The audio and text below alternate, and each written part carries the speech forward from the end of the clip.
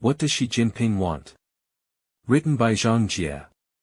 Chapter 1: Xi Jinping's Rise to Power, a Bursting Soap Bubble. In November 2012, the 18th National Congress of the Communist Party of China, CPC, was held and the baton of power was passed on to Xi Jinping, who had just entered the era of the second generation in power then. In fact, the predecessors were very dissatisfied with the state of affairs in the last decade. In their view, the country that their fathers built had been ruined by eunuchs, butlers, secretaries and administrative bureaucrats, including the regimented gang, and thus corruption had become very serious. Like the Soviet Union, the party and the country will die. Therefore, it is necessary to reorganize and re-establish the good traditions of the party. The party's fine traditions restore the faith of Marx, Lenin, and Mao, and will save the CCP from collapse, because the baton is now in our hands. It was not easy for Xi Jinping to get the baton of power in the CCP, and it can be said that every step was frightening and saber-rattling. First of all, Xi Jinping benefited from Jiang Zemin's next-generational designation. Jiang Zemin chose Xi Jinping not because of his outstanding political performance but precisely because of his inaction, not because of his remarkable intelligence but precisely because of his seeming stupidity. This inaction and seeming stupidity have allowed Xi Jinping to gain access to a wide range of forces in the CCP. Secondly, Xi Jinping is carefully disguised. He disguises himself as a nobody so that Jiang Zemin thinks he is not a threat to him, so that he can manipulate him with ease. Xi's disguise comes from the ancient Chinese practice of hiding one's light. The King Gojian of Kingdom Zhao during the spring and autumn period, and Emperor Yang Guang of the Sui dynasty, who were both masters of disguise. Once again, Xi Jinping was challenged by Bo Xilai, who was also a second-red generation in the final stage of the power transition. Hu Jintao and Wen Jiabao took advantage of Wang Lijun's defection to capture Bo Xilai, allowing Xi Jinping to ascend to the pinnacle of power in China as he wished. Xi Jinping, while he was delighted, was also anxious about this hot potato. On the surface, the golden decade of the Huan New Deal showed a prosperous scene, but there were crises in the substance, reflected in stagnant economic development, corrupt officials, unchecked administrative power, judicial injustice, the disparity between the rich and the poor, frequent mass incidents, deepening ethnic conflicts. As stated in Charter 08, the existence of law but no rule and the existence of a constitution but no constitutional government remains a political reality for all to see.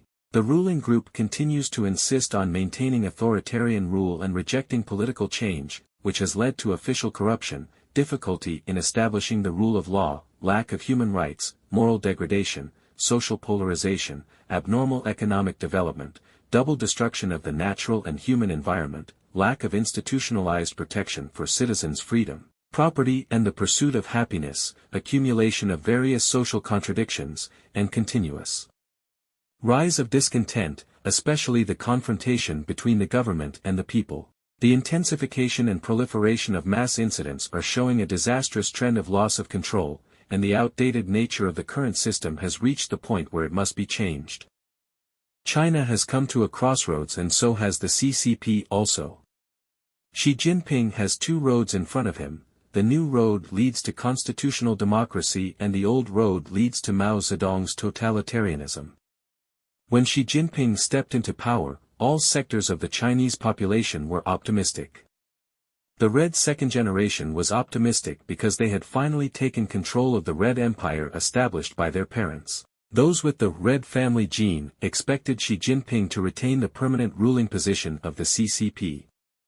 The Democrats were optimistic because Xi's father, Xi Zhongshuan, was a reformist figure in the CCP. They expected Xi Jinping to achieve a constitutional democratic transformation of China like Gorbachev and Chiang Ching-kuo. Others were optimistic because China had become the world's second-largest economy. They expected Xi Jinping to follow Deng Xiaoping's reform and opening up line. They expected him to carry out steady political reform, not to make a fuss, and to continue to make a big fortune in silence. Some Chinese public intellectuals have developed a theory of socialist constitutionalism for Xi Jinping. This theory was represented by Tong Jiwei of East China University of Political Science and Law, Zhang Qianfan of Peking University, Su Chongde and Han Dayuan of the Renmin University of China, Hua Bingshao of Northwestern University and Qin Qianhong of Wuhan University. Their core proposition is to gradually realize constitutionalism by improving the CCP inner system and achieving relative separation of powers. They advocate democratic elections and protection of civil rights without changing the ruling status of the CCP.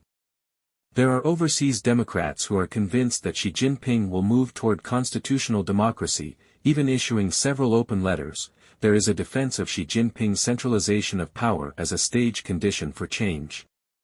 But this beautiful soap bubble will soon burst. In December 2012, Xi Jinping gave a closed-door speech to the local officials in Shenzhen.